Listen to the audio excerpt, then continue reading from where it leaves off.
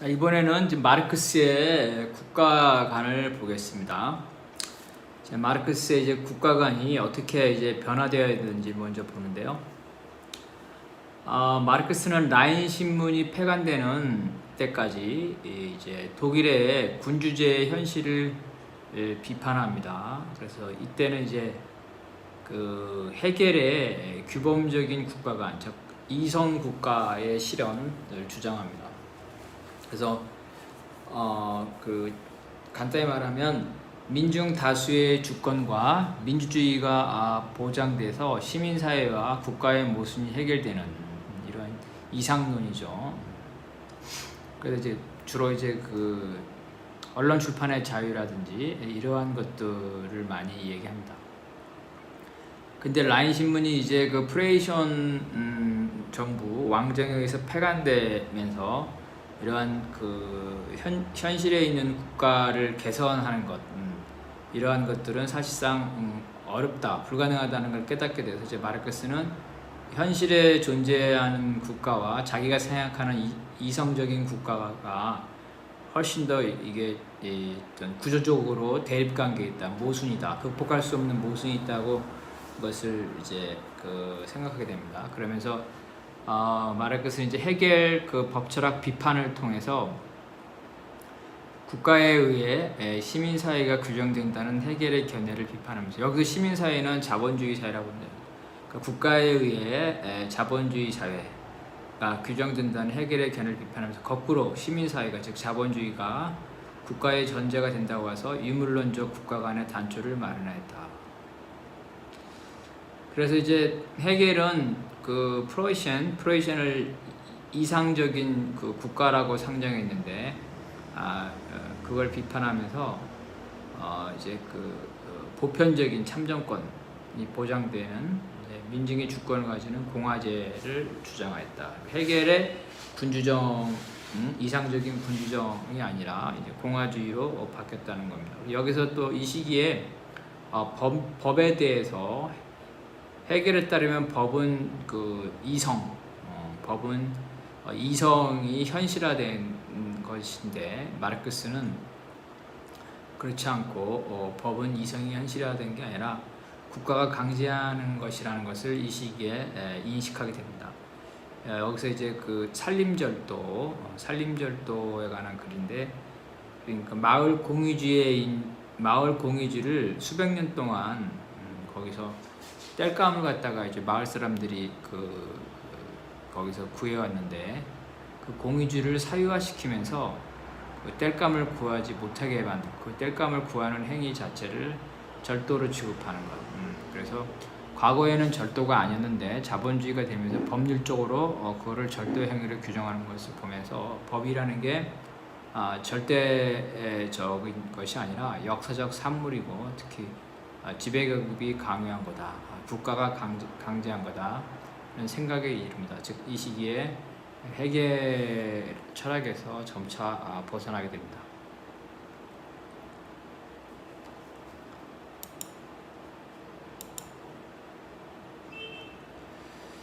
그래서 이제 그 켈른에서 독일 켈른에서 쫓겨나서 브뤼셀로 옮겨 가는데요. 여기서 이제 공산주의자 통신망을 창설합니다. 1846년에 비로소 이제 공산주의적 활동을 하게 됩니다. 그래서 이 시기에는 이제 독일 혁명과 프랑스 혁명에 결합하게 됩니다.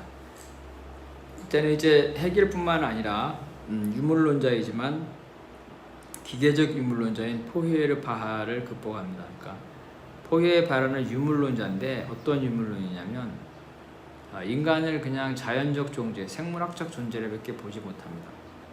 인간은 그 생물학적 존재일 뿐만 아니라 역사적 존재이고, 그리고 그 사회적 존재이죠. 그래서 마르크스의 관점이라면 이제 사적 유물론과 역사를 합치는 이런 사적 유물론적 관점에서 인간을 봐야 되는데, 그게 아니라 생물학적 존재, 자연적 존재로서만 인간을 보는 겁니다. 포히에르바하가 그걸 극복했다는 거고, 1848년 프랑스 혁명과 독일 혁명을 경험을 하면서 이제 자신의 국가론을 발전시킵니다. 이런 혁명 과정에서 부르주아 국가 이제 폭력성을 목격을 하고 이제 국가의 본질에 대해서 고민하게 되는 거죠. 1848년에 공산당 선언에 따르면 현대 국가는 부르주아 계급 전체의 공동 업무를 관장하는 위원회이다. 그래서 이제 프롤레타리아가 지배권을 획득해서 낡은 생산관계인 자본주의 사회, 즉 부르주아 계급을 타도하면 계급 대립과 계급 자체, 부르주아 계급이 타도되니까 부르주아하고 노동자 구분이 없어지죠. 그래서 프롤레타의 지배를 포함한 계급 지배 일반의 폐쇄된다. 뭐냐면 현재는 자본가 지배인데 프롤레타리아가 자본가를 타도하면 프롤레타리아 지배가 되죠. 그러다가 이제 계급 자체의 차별이 없어지죠. 노동자도 없어지고 자본가도 없어지고 프롤레타리아 자체도 없어지는 거죠. 그래서 계급 지배 자체가 없어진다. 프롤레타리아가 집권하면 국가, 즉 자본가들의 위원회가 사라지고 이제는 그 각자의 자유로운 발전이, 전체의 자유로운 발전이 조건이 되는 개인들의 자유로운 연합체가 나타난다. 즉 공산주의가 도래한다. 이렇게 봅니다. 이 공산당 시기에 마르크스는 헤겔식의 규범적 국가관을 버리고 역사적 고찰을 통해서 국가의 본질을 탐구했다. 이건 뭐냐면 이제 역사적 실증, 문헌이라든지 고고학이라든지 인류학이라든지 이런 걸 통해서 구체적으로 국가가 어떻게 나타났나. 유명한 책이 있죠. 가족 사유재산 국가의 기원 부분이 있는데 이런 것들은 이제 역사 서적이나 아니면 인류학적 서적을 통해서 국가의 그 기원을 탐구한 겁니다. 그래서 이 과정에서 마르크스는 역사적으로 존재하는 근대의 국가를 실증적으로 규명하라고 했다. 그런데 이러한 역사적 실증적 규명은 동양의 국가까지 포함된 것이 아니라 유럽의 근대 자본주의 국가 발생에 국한되어 거였다는 거예요. 유럽 자체를 전제로 한 것이었다는 거죠. 그래서 이러한 분석을 통해서 마르크스는 점차 국가 자체는 지배계급의 도구라는 견해를 굳혔으며 그 결과 국가는 종국적으로 지배계급의 소멸과 함께 소멸된다고 봤다. 그래서 국가는 자본주의의 소산이기 때문에 자본주의가 소멸되면 국가도 소멸된다. 민족도 같이 봤죠. 민족, 근대 민족이라는 것은 절대왕정 이후에 부르주아 국가와 함께 탄생한 거기 때문에 부르주아 국가가 사라지면 근대적 의미의 민족도 소멸된다 이렇게 봤습니다.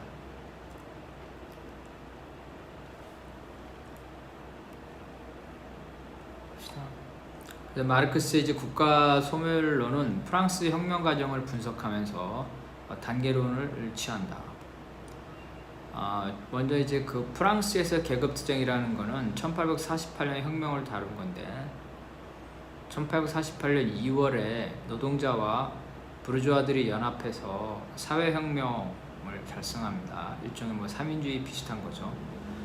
그러다가 노동자들이 48년 6월에 부르주아의 배신으로 인해서 프롤레타들이 이제 그 노동자들이 봉기를 하는데 이 봉기가 부르주아와 중간층에 의해서 무자비하게 진압이 됩니다. 그래서 이러한 봉기가 패배할 수 없는 조건을 밝혔다는 거죠. 그 다음에는 이제 브리메르 18일은 루이 라플레옹이 선거를 통해서 어떻게 대통령이 되고 황제가 되는지 이거를 밝힌 겁니다. 루이 라플레옹이 그 대통령을 통해서 황제가 된 거는 노동자와 자본가, 노동자와 부르주아 간의 대립, 또 부르주아 내에서 자유주의 부르주아와 보수적인 부르주아의 대립, 이러한 그 계급 간의 대립, 계급 내의 대립을 활용하면서 그 노동자나 농민이나 그 다음에 일부 부르주아 그리고 이제 대자본과 군대 이런 각각의 사람들에게 어떤 선동적인 이런 정치를 통해서 파퓰리즘 정치를 통해서 국가 권력을 장악하게 됩니다. 그래서 여기서 국가의 상대적 자율성을 지적한다. 상대적 자율성을 지적한다는 것은 부르주아 국가가 단순히 노동자와 자본가의 계급 대립이 있는 것이 아니라 자본가 사이에도 보수적인 자본가와 자유주의적인 자본가의 대립이 있다는 거죠. 국가는 상비군과 관료가 있는데 이 상비군과 관료가 자본가의 그 직접적인 지시를 받는 것이 아니라 구조적인 지배관계에 있는데 경우에 따라서는 이런 관료와 상비군이 부르주아에 대해서 저항을 하거나 때로는 부르주아에 대해서 정치적 군사적 권력을 통해서 지배할 수 있다. 즉 루이 라플레옹이 그렇다는 거죠. 루이 라플레옹이 본질적으로 그 부르주아 지배 체제의 지배 기구였지만 구체적으로 국가 운영에 있어서는 부르주아의 직접적 지시를 받는 게 아니다. 이런 건 히틀러도 마찬가지죠. 히틀러가 국가사회주의를 주장했지만 실질적으로는 대자본의 이익을 주장한 거죠. 그렇다서 그 대자본의 직접적인 지시를 받는 건 아니었다. 박정희도 마찬가지죠. 박정희도 국가 독점 자본주의적 경향을 갖고 있는 재벌을 육성했죠. 재벌의 이익을 대변했지만 재벌의 직접적인 지시를 받는 것은 아니다. 오히려 외형상 구체적으로는 그 국가가 특히 독재 권력이 자본가, 대자본을 지시하는 것처럼 보이는 거죠. 이것이 바로 이제 국가의 상대적 자율성이라는 거예요. 혁명의 종국적인 성공을 위해 프롤레타리아트 혁명 직후에 부르주아 국가기구를 파괴하는 방식에 의해서 부르주아 국가를 부르주아 국가기구의 대표적인 게 상비군과 관료인데, 그래서 혁명이 되면 이러한 부르주아 이익을 대변하는 상비군과 관료를 파괴를 해야 된다. 그래서 마르크스는 루이 나폴레옹의 국가 체제에서 아까 말한 책 브류메르 18일에서 상비군과 관료, 국가가 계급 관계에 미치는 영향력을 주목했다. 국가의 상대적 자율성. 파리 꼬밈이 프레이션과 프랑스의 연합 군대에 진압된 것은 바로 이제 이러한 상비군과 관료, 즉 구체제 권력 기구를 청산하고 그러한 무력 기구를 파리 꼬밈이 완전히 장악해야 되는데 장악하지 못했다는 거죠. 다시 말해서 상비군과 관료를 그대로 놔뒀는데 프레이션과 프랑스의 부르주아 군대가 쳐들어왔을 때 이러한 상비군과 관료가 사보테지, 파리 꼬밈에 그 적극적으로 협력하지 않고 적극적인 전투나 전쟁을 하지 않았습니다. 배신했다고 보는 거죠. 그래서 그것은 바로 이제 부르주아적 국가 권력 기구를 청산하고 노동자의 권력 기구를 만들어야 되는데 그렇지 못했다. 그래서 과거의 상비군을 해체하고 노동자의 군대를 만들어야 된다는 거죠. 마르크스의 입장에서 파리 꼬밈은 노동자 계급이 부르주아 국가를 접수하여 그것 자체를 자신의 목적으로 사용해서는 안 된다. 그래서 부르주아 국가를 활용해서는 안 된다. 이러한 입장은 이미 프랑스 대혁명 시절에 로베스피에르가 했던 행위를 보면 알습니다. 로베스피에르는 왕정의 관료들 그리고 귀족들 구성되어 있죠. 이것들을 해체하고 상비군의 사령부 장교들은 귀족 출신이죠. 그리고 이들 군대들은 왕의 충성을 맹세한다. 이런 것도 해체한다. 공화국의 대의국가 국민군으로 전환해야 된다는 거죠. 국민군은 민중으로 이루어진 군대로 전환해야 된다. 국민공회 때 로베스피에르가 이러한 혁명적 조치를 추진했습니다. 루베에 따르면 마르크스가 프랑스 3부작을 통해 밝힌 것은 프랑스 3부작이라는 것은 1848년 프랑스 혁명, 루이 나폴레옹의 집권 과정, 파리 꼬민 이 세 가지를 다룬 겁니다.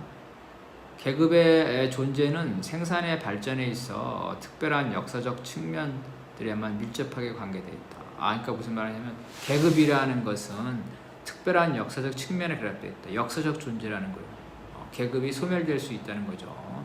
원시 공산제 사회에서는 계급이 없었다. 이렇게 보죠. 노예제, 봉건제, 자본제에는 계급이 있었다. 다시 공산주의 사회에서는 계급이 없어진다. 그래서 계급은 역사적 산물에 불과하다. 계급투쟁, 즉 자본가와 노동자의 계급투쟁에서 결국은 다수의 노동자가 승리를 해서 프롤레타리아 독재, 노동자 독재를 한다.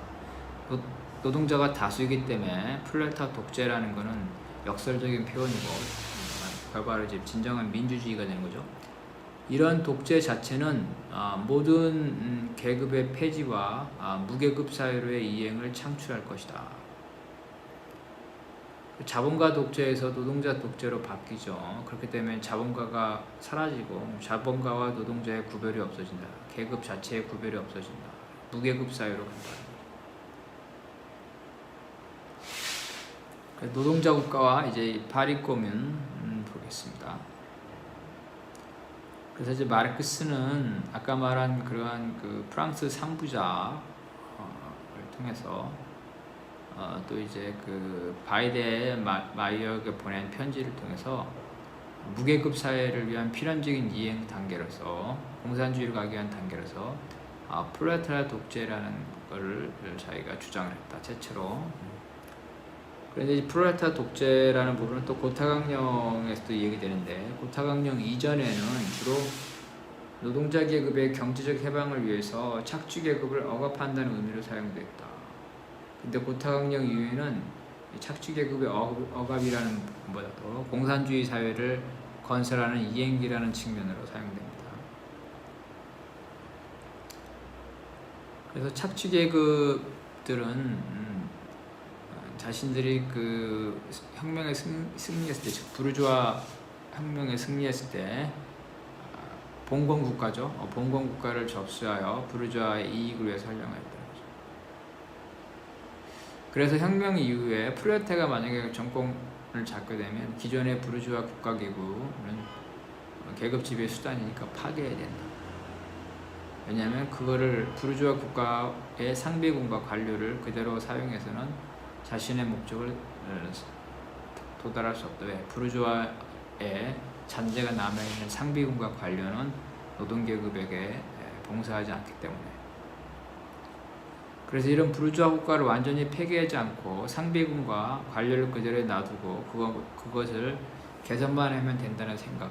이런 생각은 잘못된 생각이다. 이런 생각은 부르주아 국가를 어떤 계급적 속성에 따라 달라지니까 부르주아 국가 자체를 부르주아가 정권을 장악할 때는 부르주아한테 충성하고 노동자가 정권을 장악할 때 노동자한테 충성한다는 이러한 국가가 가치 중립적이라는 사고가 깔려있다. 국가는 가치 중립적이 아니다.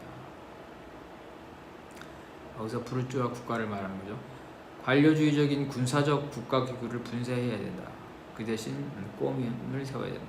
꼬밈은 노동자 계급을 더 확산시키죠. 그래서 노동자 계급의 지배를 창출하는 그래서 이제 꼬미라는 거는 부르주아 계급과 부르주아 계급 지배를 창출하는 경제적 기초를 뿌리 뽑고 지배 계급을 노동자로 전환시키는 그러한 역할을 한다. 정부에 억압하는 힘과 사회에 의해 군림하는 권력은 단지 억압하기만 하는 기관들을 제거함으로써 타파된다. 그냥 간단히 말합니다. 억압하는 기관을 제거한다. 상비군과 관료를 제거하는 거죠. 상비군과 관료를 제거를 해야 된다.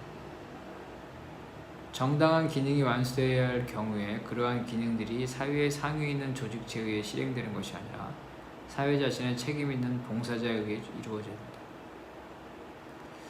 그러니까 자본주의 사회에서는 국가가 사회를 지배하고 있죠. 국가가 현실 사회를 지배하고 있는데 공무원이 국민을 지배하고 있다. 그런데 자본주의 사회를 타도한 프롤레타리아 국가에서는 공무원이 사회를 위한 국가를 위한 봉사자가 되어야 된다. 레닌도 이제 같은 취지로 자본주의 국가를 사회주의 혁명 이후에 노동자들이 그대로 사용할 수 없다. 그리고 이제 경제 구조, 소위 자본주의 생산 시스템, 그거를 바꾸지 않고 정치의 변화만을 통해서 사회주의를 실현합니다. 사회주의는 정치적 혁명과 경제적 혁명이 같이 가는 거다. 또한 부르주아 국가는 이제 부르주아 의회 이후에도 관료와 군사기구를 구비하고 있으니까 의회 장악 이후에 이러한 관료와 군사기구를 부르주아적 성격이 있는 이거를 폐지를 하고 노동자의 권력기구를 만들어야 된다. 그래서 선거를 통해서, 즉 부르주아 선거를 통해서 합법적으로 권력을 장악할 수 있지만 부르주아 선거만을 통해서는 혁명을 완성할 수 없다. 선거를 통해서 집권하더라도 이미 아직 혁명이 완수된 게 아니기 때문에 부르주아 국가를 노동자 국가로 전환시키고 더 나아가서 최후에는 국가 자체를 소멸시켜야 된다.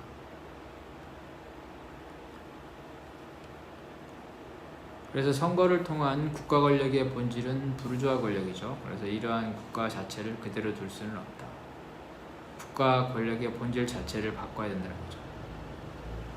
그래서 파리꼬밈이 그를 시도했다는 거예요. 그래서 파리꼬밈은 노동자 국가이라는 거죠. 그래서 모든 형태의 국가를 청산해 국가 자체를 인정하지 않아, 노동자 국가도 인정하지 않아. 이러한 박근혜의 주장, 박근인의 주장, 모든 국가 자체를 폐지하고 생산자 연합으로 전환돼야 된다는 프루등의 주장이 불합리하다는 걸 증명했다. 이 말은 뭐냐면 부르주아 국가를 타도한 다음에 국가 자체를 바로 없애는 게 아니라 일단 노동자 국가로 바뀌고 그리고 혁명의 과제를 수행한 이후에 국가가 소멸되는데 그 국가는 단계적으로 소멸되는 거지 혁명 직후에 즉시 소멸되는 건 아니다. 엥겔스에도 같은 취지로 반권위주의자, 국가 자체를 부정하는 자들, 무정부주의자들이죠. 정치적 국가를 낳은 사회 조건을 폐기하기 전에, 그렇죠. 국가가 필요했던 거는 어떤 계급 지배라는 사회적 조건이 있죠. 그러니까 국가가 폐지되려면 계급 지배라는 사회적 조건을 먼저 폐지해야 되는데, 계급 지배라는 사회적 조건을 폐기하기도 전에 국가를 즉시 폐지할 것을 요구하고 있다. 무정부주의자들이 잘못 생각하고 있다는 거죠. 무정부주의자인 바쿠닌들은 뭐라 하냐면 이제 프루동적인 연합주의야말로 국가는 사라지고 공동체의 연합이야말로 파리꼬밈 내은 이상이었다. 근데 파리꼬밈이 공산주의 사회는 아니다, 그죠? 자본주의 국가를 타도하고 공산주의로 가기 위한, 그러니까 개인의 자유로운 연합이라는 공산주의로 가기 위한 과도기로서 노동자 국가 시절이지. 그 노동자 국가이지 바로 공산주의는 아니었다는 거죠. 근데 바쿠닌이나 프루동들은 파리꼬밈 자체를 바로 높은 수준의 공산주의, 국가가 소멸된 공산주의라고 생각했다. 그래서 파리꼬밈을 노동자 국가로 보지 않았다는 거죠. 그 파리꼬밈 당시에 주변에 프랑스와 프로이센의 부르주아 군대가 포위하고 있었는데 그 노동자 국가의 국가성, 군대라든가 권력기구 이러한 것들을 없애버리고 단순히 자유로운 시민들의 연합으로 하면 그런 반동적인 군대에 맞서 싸울 수가 없겠죠. 그래 마르크스가 이제 파리꼬밈을 생산자들의 자유로운 결사체 그 자체가 아니라 글로 나가기 위한 이행기의 정치적 형태로 파악했다는 거죠. 파리꼬밈이 했던 것들은 부르주아 권력기구의 무력인 상비군을 국민 방위군으로 바꿨다.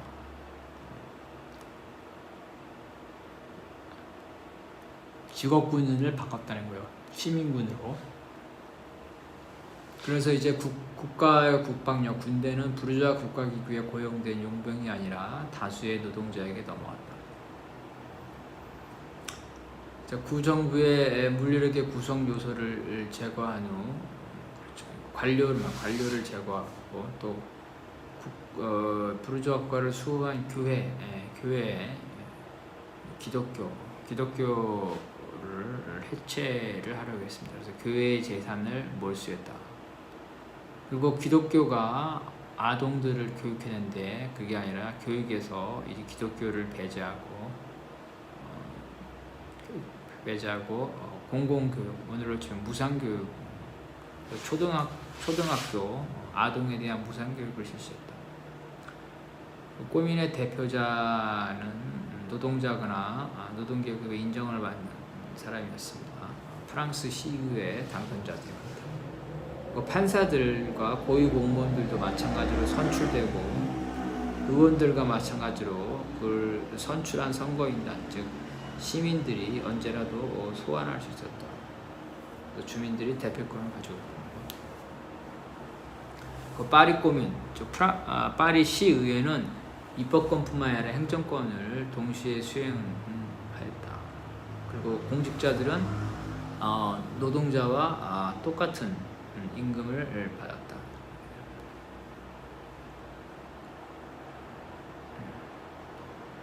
그리고 이제 파리 고민은 이제 프레이션과 베르샤 군역이 포위된 상태에서도 프랑스 전역에 파리 고민과 같은 고민을 건설하자는 주장을 풍선에 매달아서 전국에 파급시켰다는 거죠. 그래서 파리 꼬밈은 자신들의 파리 꼬밈과 같은 여러 꼬밈들의 연합, 자유로운 꼬밈들의 연합을 건설하고자 했다.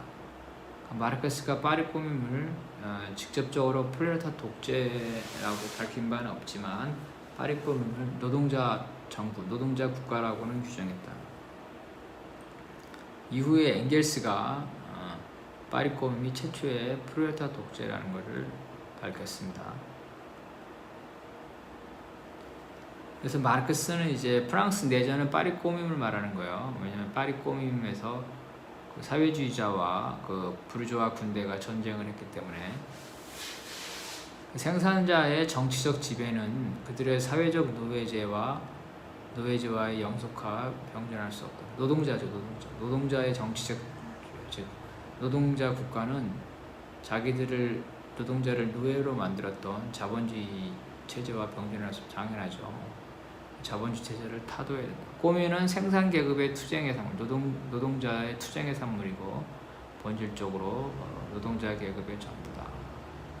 또한 노동자의 경제적 해방이 완성될 수 있는 정치 형체다. 노동자 공산주의로 가기 위한 이행기이다. 1848년 프랑스 혁명과 1848년에 2월의 프랑스 혁명 때 노동자들의 일부 권력에 참여했다 그랬죠. 그러다가 6월 혁명 노동자 봉기가 진압됐어요. 파리 꼬민과 유사한 측면이 있다. 노동자 계급이 부르주아 국가를 접수하여 그것 자체를 자신의 목적을 위해 사용할 수 없다. 부르주아의 관료와 상비군을 폐지해야 된다. 부르주아 국가의 성격을 노동자 국가로 완전히 변화시키지 않으면 노동자의 혁명은 붕괴될 수밖에 없다.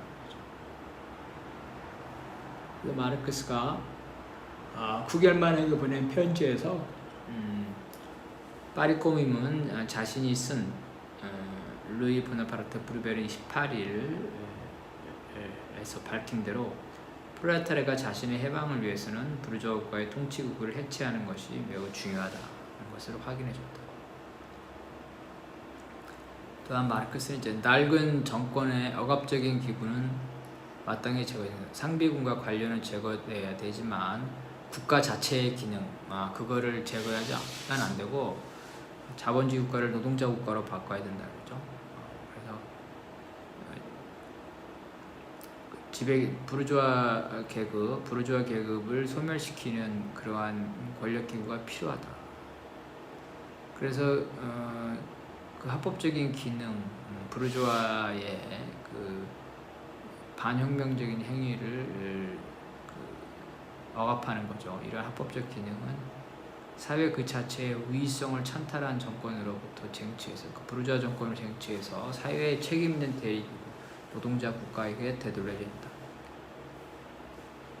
실제로 꼬미는 국가 자체 모든 국가를 파괴한 게 아니라 부르주아 국가를 파괴하고 노동자 국가를 세웠다니까 특정한 국가 권력, 자본주의 권력을 파괴한 게다.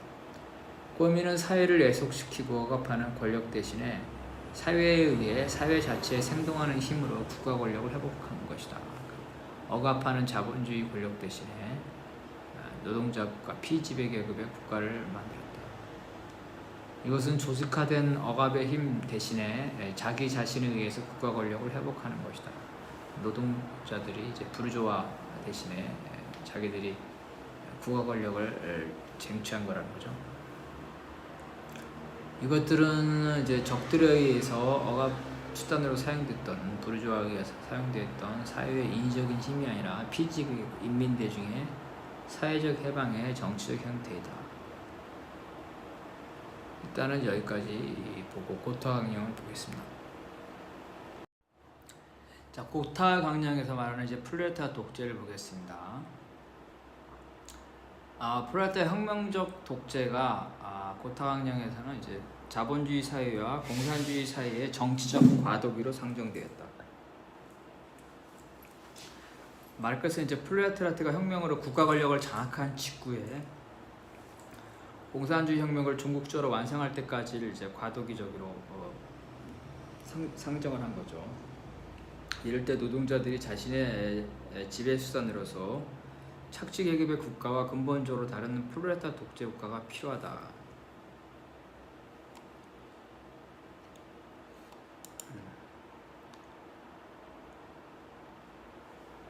그래서 이제 자본주의 사회로부터 사회주의 사회로 이행함에 따라 프롤레타리아 독재가 수행해야 되는 중요한 이제 경제적 사회적 과제가 있는데, 이 과제를 실행하는 것이 바로 이제 그 노동자 국가, 그리고 이 시기가 프롤레타리아 독재의 시기이다. 즉 노동자 국가는 자본주의와 공산주의 사이의 정치적 과도기에 있어 프롤레타리아의 혁명적 독재이다. 그래서 자본주의 사회와 공산주의 사회 사이에 자본주의로부터 공산주의로의 혁명적 전환의 시기가 있는데, 이 시기에 정치적 과도기고, 이 시기의 국가는 프롤레타리아 혁명적 독재이다. 그럼 마르크스가 생각한 노동자 국가를 프롤레타리아 독재 노동자 국가의 작동 원리가 무엇이었냐? 마르크스가 상정한 국가 작동의 원리와 루소의 국가 작동의 원리가 유사합니다. 그래서 사회의 다수의 구성원에 의해 통치되는 민주주의 국가죠. 그리고 이 통치 방식은 기본 원리는 인민주권이었다. 여기서 인민은 부르주아 시민만 말하는 게 아니라 재산이 없는 모든 인민을 말하는 거다. 직접민주주의를 강조하는 대의기구를 상징한다. 대의기구만 하는 것도 아니고 직접민주주의만 하는 것이 아니라 직접민주주의와 대의기구를 절충을 한다는 거죠. 보완을 한다.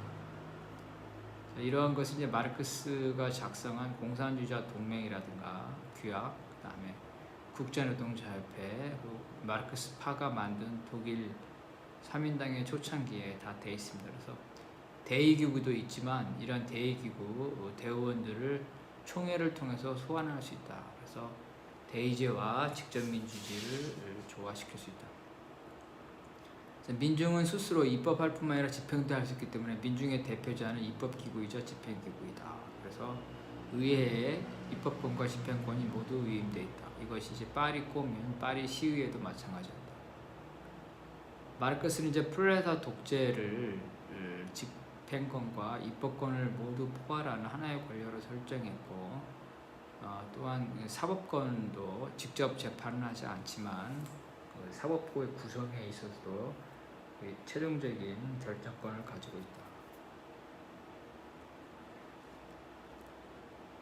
루소의 인민주권에 따르면 인민들, 재산이 없는 사람들도 포함해서 모든 인민들은 하나의 집합적인 단체를 이루고 유권자 단체를 이루고 이들이 각자 동등하게 그 투표권을 가지고 있다. 그래서 이러한 유권자들이 집회를 통해서 의사결정을 하면 이것이 이제 그 집단의 결정, 총회. 그리고 이러한 결정은 일반 의지가 된다.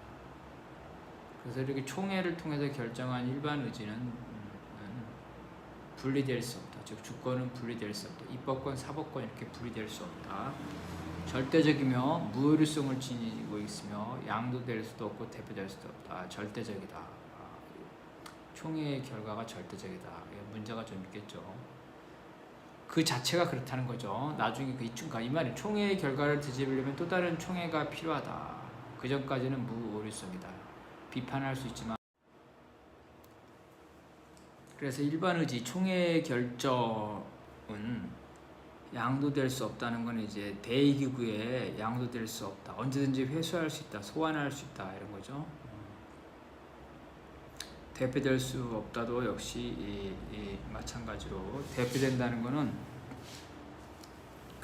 소환할 수 없다는 겁니다. 지금 국회의원 결정을 자본주가에서는 국회가 결정하면 국민이 그거를 바꿀 수가 없죠. 이런 관계를 대표라고 합니다. 반대는 대리. 대리는 국회가 결정하더라도 총회를 통해서 그거를 바꿀 수 있는 것.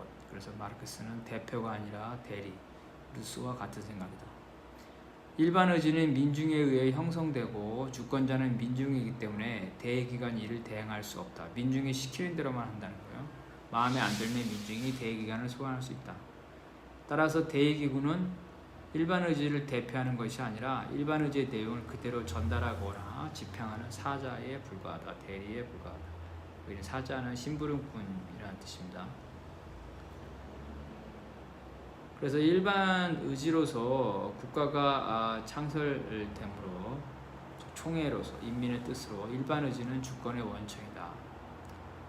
주권 역시 절대적이고 무오류성을 가지고 있으나 이는 이제 사회계약의 목적인 공공복리하게 됩니다. 공공복리를 위한 목적 내에서 주권은 전체 구성원의 결정이기 때문에 절대적이고 무오류성이다. 주권, 입법권, 사법권, 행정권 이렇게 나눠질 수 없다는 거죠. 불가분이기 때문에 그 입법권, 집행권은 하나로 의회한테 있다. 그래서 입법권은 이제 유권자한테 있는데 이 입법기관이 이거를 이제 대리, 심부름꾼처럼 하는 거기 때문에 언제든지 노동자가 이거를 회수할 수 있다. 그래서 유권자는 민중이 적절한 입법권을 행사할 수 있도록 도와주는 그 의회가 필요하다는 거죠. 그래서 이러한 의회 정치인들은 이러한 그 민중들의 입법권 행사를 위해서 계몽을 하거나 지도해주는 지성인이다. 입법자가 법률안을 기초할 수는 있지만 재정권자는 역시 유권자이다. 그러니까 국민의 힘으로 제정을 하는 거죠. 의회에서 국회의원이 법률을 만드는데 선포할 때는 국민의 이름으로 선포한다. 법률은 일반 의지의 객관적 표현이기 때문에 개별적인 것을 대상으로 하지 않는다. 즉 집행권과 다르다. 집행권은 어떤 구체적인 지시를 하는 건데 법률은 일반적인 원칙을 정하는 거다. 비상시에 미리 정해진 독재자에 의해 법률의 일시적인 정지는 가능하다. 이건 로마나 아테네 시대에 이렇게 있었죠. 비상시기에는 일시적으로 그 독재적인 권한을 준다. 그렇지만 입법 자체의 정지는 불가능하다. 이 경우에도 그 총회를 통해서 유권자들이 이러한 비상 시기를 중단시키고 독재적인 권력을 일시적으로 준 거에 대해서 이걸 회부할 수가 있다. 즉 이 경우에도 법률의 제정은 민정 유권자에게 있고 이러한 법률의 제정을 합법적인 독재자라도 막지 못한다. 그러니까 이 독재자 비상시국의 독재 계엄령이라는 것도 민중으로부터 나온 거기 때문에 그 계엄령을 통해서 민중 유권자 총회의 결정을 방해하지 못한다. 유권자 총회의 결정은 이러한 계엄령이라는 합법적 독재까지도 중단시킬 수 있다. 그래서 예정된 독재, 계엄령, 법에 의한 통치의 특수한 형태이라는 거죠. 인민에 의한 지배 형태이다. 대기관이 운영되고 있는 경우라도 국회 회기 중이라도 민중이 집회를 통해서 주권자로 행동할 수 있다. 부르주아에서는 다 안 되죠. 국회의원에 대한 결정을 유권자가 바꿀 수가 없어요. 오로지 선거 때 하루만 권력을 행사하는데 루소나 마르크스의 권력과는 그렇지 않다.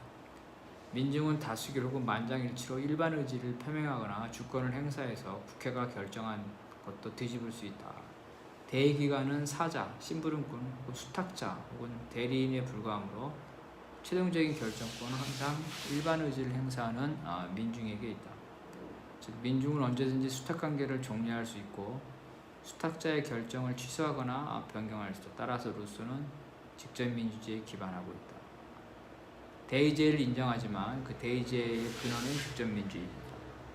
민주주의는 민중 자신에 의해서 통치된다는 점에서 그 결정에 구속대조차도 민중의 의지죠. 민중이 그 대의기구의 결정에 따르는 것은 자기가 바로 그 대의기구를 구성했기 때문에 민중의 의지에 반하는 게 아니다. 즉 민중의 자율에 속하는 것이다.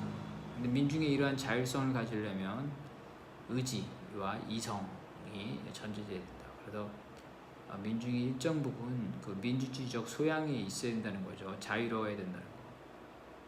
그래서 루소는 뭐라고 말했냐면 민중이 자유로우려면 재산이 있어야 된다. 왜냐하면 재산이 없는 사람은 자기의 그 자유를 팔아야 되기 때문에. 그래서 평등은 자유의 조건이라고 말했어요. 이러한 것들이 마르크스에게 영향을 많이 미쳤다.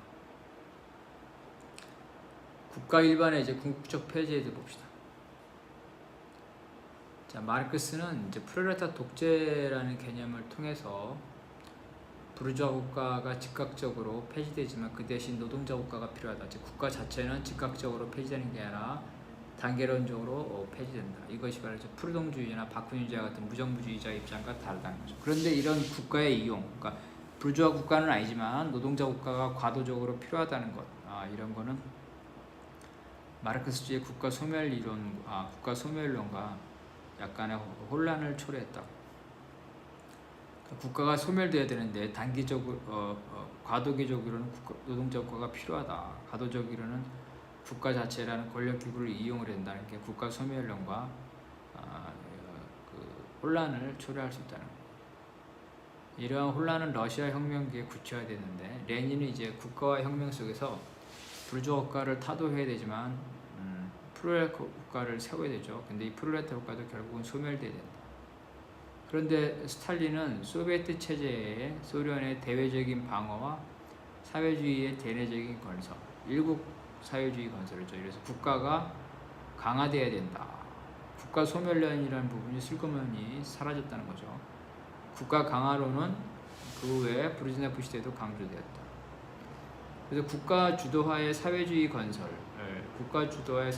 건설, 이것이 너무 강조화되면서 과도기적인 노동자 국가론이 사실은 이제 계속해서 오히려 국가 강화론으로 간다는 거죠. 그래서 이러한 스탈린식의 일국 사회주의 국가 이거에 대해 비판이 되면서 오늘날에는 인민의 자치적 권력의 강화와 확대를 통해서 국가의 점진적인 소멸이라는 명제가 다시 한번 부각되고 있다.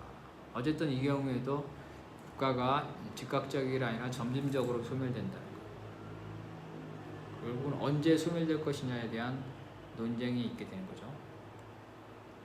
자, 자본주의 국가가 파괴된 이후에도 공산주의로 가는 과정에서 노동자 국가가 존재한다. 자본주의 국가는 폐지되고 노동자 국가는 자본주의 국가와 완전히 다르다.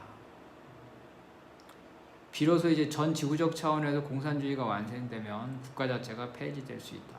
그러니까 자본주의과와 사회주의과가 대립해서 전쟁의 위험성이 있으면 사회주의과, 노동자 국가가 폐지될 수 없죠. 그런데 이 경우에도 지구적 차원에서 자본가 계급이 폐지된 이후에도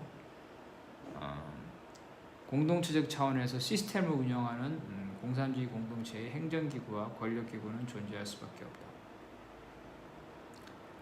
따라서 마르크스의 자본주의 국가 파괴론은 그 자체에서 노동자 국가를 건설해서 활용하고 조국적으로 국가를 폐기한다고 하지만 실제로 그 폐기론은 먼 미래에 우리가 상상하는 규범론에 불과하다. 어쨌든 뭔가는 모르지만 국가를 대체하는 권력기구가 존재할 수밖에 없다. 이런 측면에서 현재 자본주의 국가에서 강령 차원에서 사회주의 강령에서 국가 일반의 폐지를 너무 구체적으로 논쟁하는 것은 비실천적이다. 상상할 수밖에 없죠. 관념적이다. 마르크스의 국가 대안 모델은 이제 국가 자체를 궁극적으로는 부정하지만 실제로 그러한 사회가 어떠한 사회인지 국가를 대체한 공산주의 공동체가 어떤 건지는 아직은 현실화되지 못했기 때문에 이거에 대해서 너무 구체적으로 논의하는 것은 헤겔의 이상국가와 마찬가지로 하나 관념론이다. 규범적 사회 모델이다. 그래서 이거에 대해서 너무 구체적으로 논쟁할 필요는 없다. 다만 그 공산주의 사회는 기존의 국가는 사라진 사회라고 볼 수 있다. 다만 그런 그 권력 기구 형태, 거기에도 치안이 있겠죠. 도둑을 잡아야 되니까 경찰이 있겠죠.